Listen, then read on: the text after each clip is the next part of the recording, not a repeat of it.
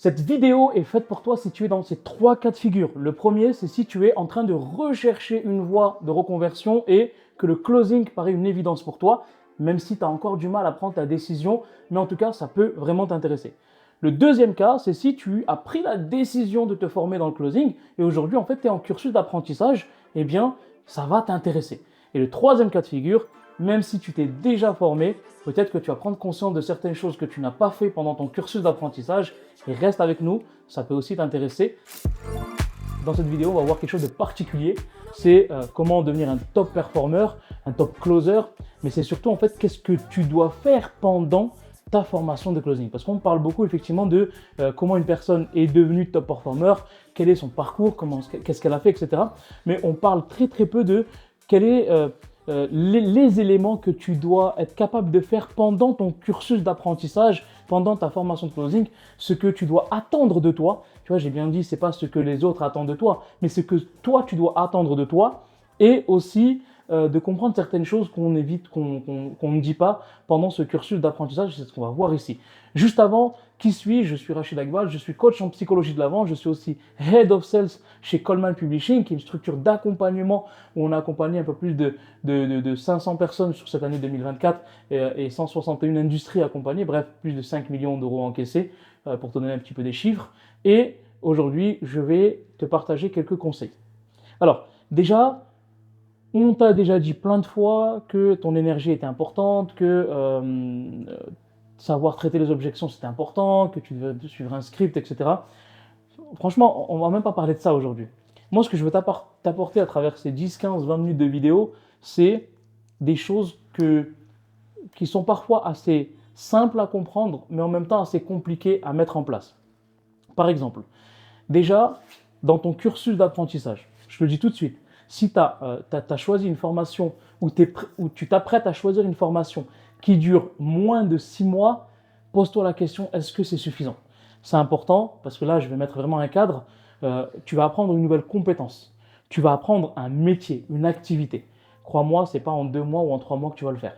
D'accord? C'est minimum 6 mois avec derrière une possibilité de reconduire sur 6 mois suivants, ainsi de suite, parce qu'on est sur quelque chose qui est évolutif, que ce soit en termes de marché, le marché, les différentes thématiques et marchés évoluent, mais ceci aussi en termes d'apprentissage, il y a tellement de choses à apprendre dans le savoir-être que voilà, ça ne s'apprend pas en 1, 2, 3 mois.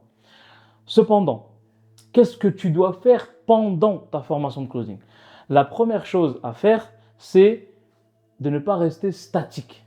Autrement dit, d'être en mouvement. Ça veut dire quoi? Ça veut dire, alors oui, tu assistes au coaching de groupe. Dans ta formation, tu peux avoir 2, 3, 4 coachings de groupe par semaine. Tu peux avoir des coachings individuels si tu es bloqué. Bref, tu peux avoir tout ce que tu as. C'est bien. Mais c'est jamais suffisant si tu veux avoir les résultats que tu vas avoir. Si tu te bases uniquement sur ce que tu as, tu es dans le déni en quelque sorte. Tu es vraiment dans le monde des bisounours. C'est pas suffisant. Si tu veux aller chercher le next level, tu te dois de commencer à prendre les devants dans ta vie entrepreneuriale. Ne te base pas uniquement sur ce que tu as, va chercher plus. Ça veut dire quoi? Donc si tu te lances, tu es en reconversion professionnelle, tu as pris une formation de closing, tu vas te former, commence à implémenter ce que tu es en train d'apprendre avec ta propre famille. Ça veut dire quoi? Ça veut dire que dans ce que tu vas apprendre dans l'art du questionnement, dans la posture, dans l'état d'esprit, dans le mindset, dans des outils de communication que tu vas apprendre, commence à les implémenter avec la personne avec qui tu partages ta vie. Si tu partages ta vie avec personne, ta famille, ton entourage, frères et sœurs. Si tu n'as pas de frères et sœurs, ton voisin, ta voisine. Si tu n'as pas de voisin, voisine, ton ami, ton pote d'enfance ou ta pote d'enfance. Bref, tu dois commencer à être dans cette mise en pratique quotidienne de ce que tu vas apprendre pour pouvoir avancer le plus rapidement possible. Donc, si je dois mettre en 1, c'est la pratique. Comment tu pratiques ce que tu apprends avec ta famille? Qu'est-ce que ça veut dire concrètement? Comment tu mets en place ça dans ta vie? Ah, écoute, c'est très simple. Moi, je vais te donner un exemple que je dis très souvent. Moi, quand j'ai appris l'art du questionnement, la première chose qu'on m'a appris, c'est de ne jamais répondre à une question directement. Donc, qu'est-ce que j'ai fait? On m'a dit de répondre par une question. Donc, tu réponds à une question par une question. Mon épouse vient me dire, Rachid, s'il te plaît, est-ce que ce soir tu peux étendre le linge? Avant, je disais tout le temps oui. Et depuis que j'ai commencé ce cursus d'apprentissage, je disais, alors juste pour comprendre, qu'est-ce qui fait que tu veux que ce soir, moi, j'étende le linge? Tu vois, j'ai répondu à une question. Donc elle me dit parce que je suis fatigué, j'ai les enfants, ils m'ont épuisé, etc. Ok. Et donc juste pour mieux comprendre, aujourd'hui c'est parce que tu es fatigué, c'est pour ça que tu me demandes de faire ça. Oui. Ok, super, je vais le faire. Tu vois, mais j'ai développé cet art du questionnement. Bon, aujourd'hui, petite parenthèse à vous messieurs ou mesdames, si vous faites ça, moi aujourd'hui, mon épouse, dès qu'on on se parle même plus, quand elle veut me dire quelque chose, elle sait que je vais répondre par une question, elle me fait ça. Tu vois, voilà, bon, petite parenthèse, mais tu peux t'entraîner avec tes enfants. Tes enfants, ils viennent, alors les gars, mes enfants, comment s'est passé votre journée aujourd'hui? Ça passé comme ça. Alors, qu'est-ce que tu peux m'en dire un peu plus? Quand tu me dis ça veut dire quoi exactement? Hein. Qu'est-ce que tu as ressenti? C'était comment? Donc tu commences à creuser dans ton art du questionnement, tu commences à rebondir déjà avec les gens que tu aimes avant d'être au téléphone ou en visio avec des vrais prospects, tu vois. Et ton art du questionnement, c'est quoi les clés très rapides là qu'on pourrait retenir? Là, il y a des questions ouvertes, il y a des émotions et des choses comme ça. Ouais, on va pas répondre, Ouais, on va pas ouais, revenir sur les choses basiques, questions ouvertes, non ouais. pas questions fermées, etc. Moi, ce que j'aime souvent partager, c'est d'être dans l'écoute active. Tu vois, l'écoute active, c'est très important. C'est pas pour rien qu'on a deux oreilles et une bouche. C'est pour écouter deux fois plus que ce qu'on doit parler. Et quand tu vois quand je débriefe des appels et que je vois que le prospect n'a pas fini de parler, que le closer commence à poser sa question, en fait, ça veut dire quoi tout ça quand on analyse? Ça veut dire que le closer n'est pas en écoute et pendant que le prospect parle, il est en train de réfléchir à sa question. Imagine-toi la scène. Ça veut dire que le closer n'est pas en écoute active, mais qu'il est en train, pendant que le prospect parle, il est en train de réfléchir à la question. Donc il n'est pas en écoute active et il ne peut même pas rebondir, il est complètement à l'ouest. Autrement dit, il y a un sentiment qui va se créer dans l'appel de « je ne suis pas compris, je ne suis pas écouté ». Alors que la base d'un appel, c'est d'être écouté et d'être compris. Donc, moi, je pense que l'art du questionnement te permet de rebondir en étant attaché à l'écoute active et non pas de rebondir en étant déconnecté de l'écoute active. Tu vois. Ok. Et tu dois aussi avoir cette posture de je ne sais pas ce que je ne sais pas, tu vois. Je ne sais rien du tout, en fait. Quand je démarre un appel, j'ai l'impression que moi, je suis le plus petit, le plus petit maillon de la chaîne. Je ne sais absolument rien. Tu sais, c'est l'art socratique. Tu vois. Je suis le plus débile et je suis le plus con de la salle. Je pose des questions, même si la réponse elle est basique, mais je la pose quand même pour la faire verbaliser. Parce qu'en la faisant verbaliser, je peux rebondir et aller sur le niveau 2, niveau 3, niveau 4 dans le questionnement. Mais si je passe directement au niveau 4 et que je n'ai pas justifié le niveau 1, 2, 3, 4, bah, j'ai fait des suppositions. Et dans un appel de qualification ou de closing, zéro supposition, zéro jugement. Je pose des questions, je ne sais pas ce que je ne sais pas, et j'apprends avec le temps. Tu vois, dans l'appel, je découvre des choses et je dois oser rebondir et aller sur des sphères parfois qui sont un peu privées, mais tu dois oser le faire. Ok, donc étape 1, travailler l'art du questionnement, mettre en pratique dans sa vie tous La les jours. pratique, la pratique. Ok. Quand je dis l'art du questionnement, ça peut être aussi des tips que tu apprends au niveau mindset, tu vois. Je sais pas, moi, si tu apprends, à travailler sur tes propres croyances limitantes, ok, commence à les travailler. N'attends pas d'être dans le game pour commencer à mettre en pratique. Voilà, en fait, si tu dois résumer ce premier point, c'est beaucoup attendent leurs premiers appels pour être dans le game. Moi, je vous dis, commencez à pratiquer avant d'être dans le game. Il est mieux de prendre des murs et de se prendre des high kicks et des crochets droits dans la tête à l'entraînement plutôt qu'en match. Donc, pratiquez. Ça, c'est le premier vraiment gros conseil. N'attends pas d'être dans le game pour mettre en pratique ce que tu connais. Mets-le en pratique déjà avec ton entourage, tes proches, etc. et avance. Premier gros conseil. Le deuxième,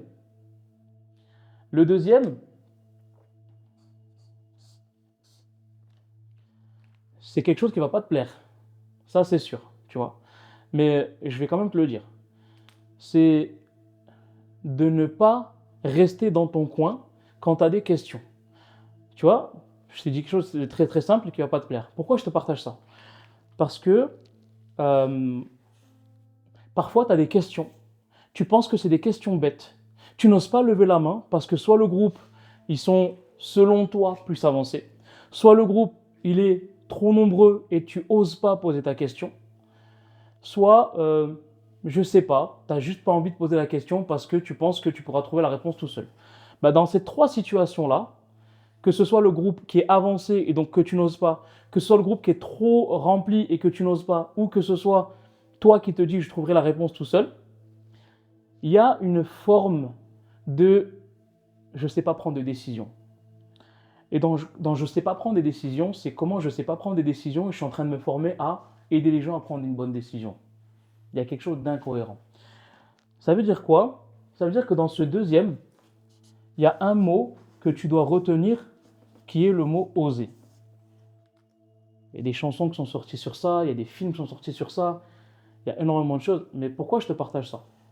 Tu as investi, tu veux accélérer, tu as payé dans un accompagnement qui va te permettre d'accélérer. Tu te dois d'oser lever la main, il n'y a pas de questions bêtes, il n'y a pas de questions débutantes, il n'y a que des bonnes questions.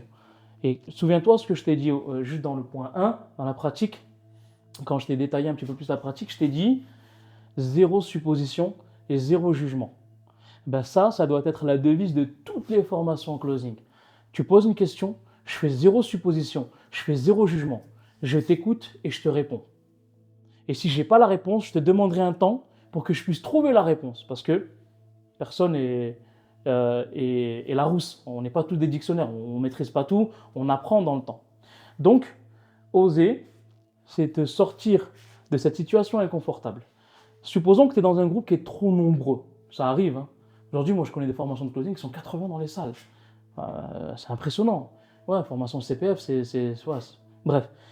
Supposons que tu es 80 dans la salle, tu n'oses pas poser la question. Tu n'oses pas poser la question parce que tu as peur du regard des autres.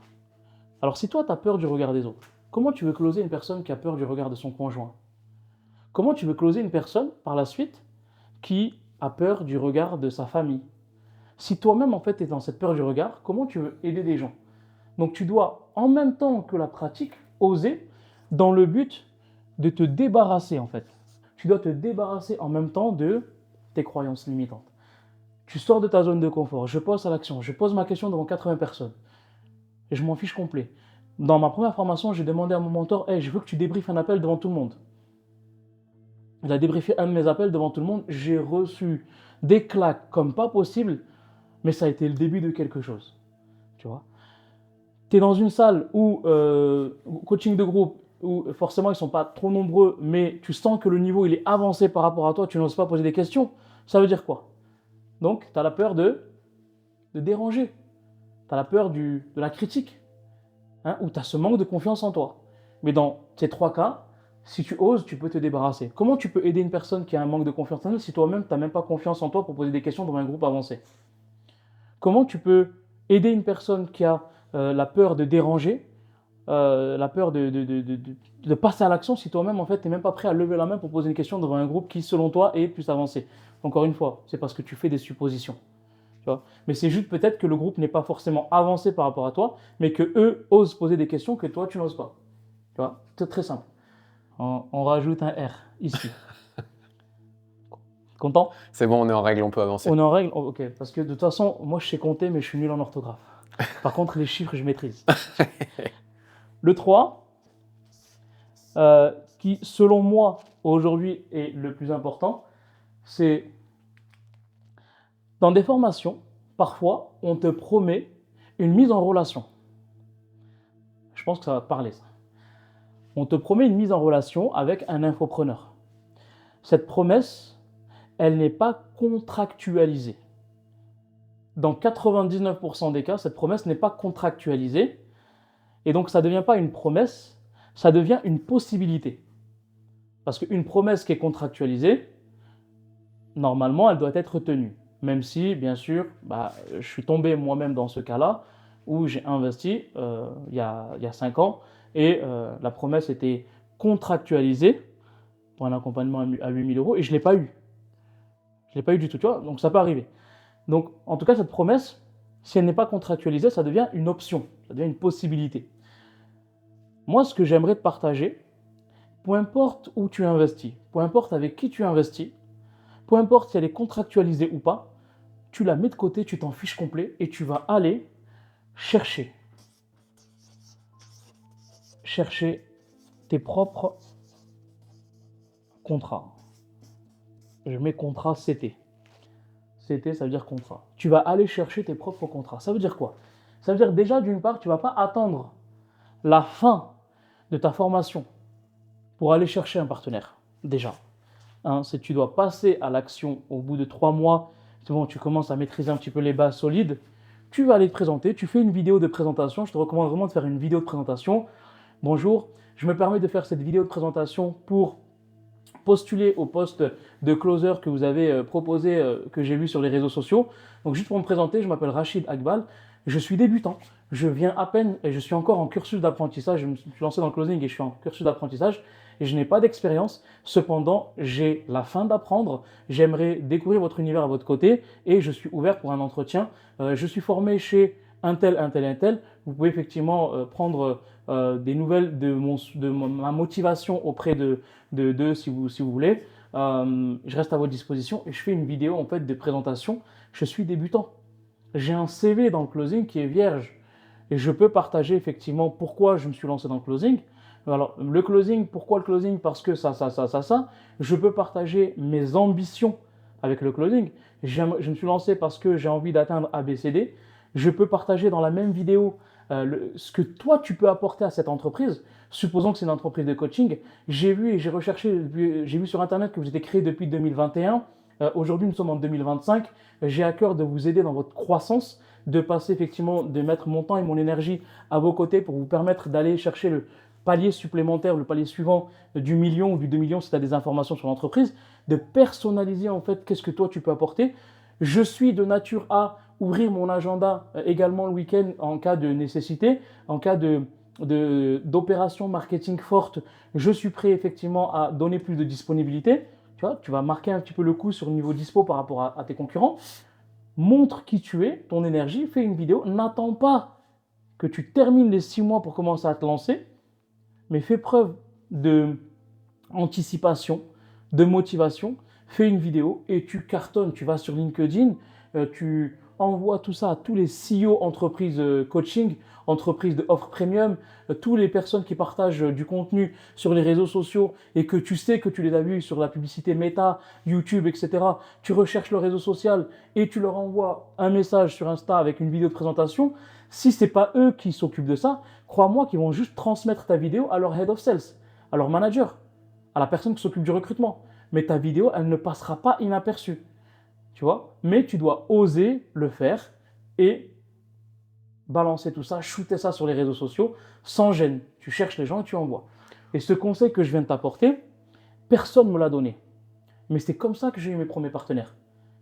C'est comme ça, on m'avait fait une promesse, j'ai pas eu, j'ai fait une vidéo, j'ai montré ma dalle, j'ai montré mon ambition, j'ai montré mon engagement et je l'ai envoyé et bah, ça a pris. Et du coup, bah, j'ai été dans un process de recrutement où on était 20 ou 30. Ensuite, on était 15, ensuite on était 12, ensuite on était 3. Mais je suis resté jusqu'au bout.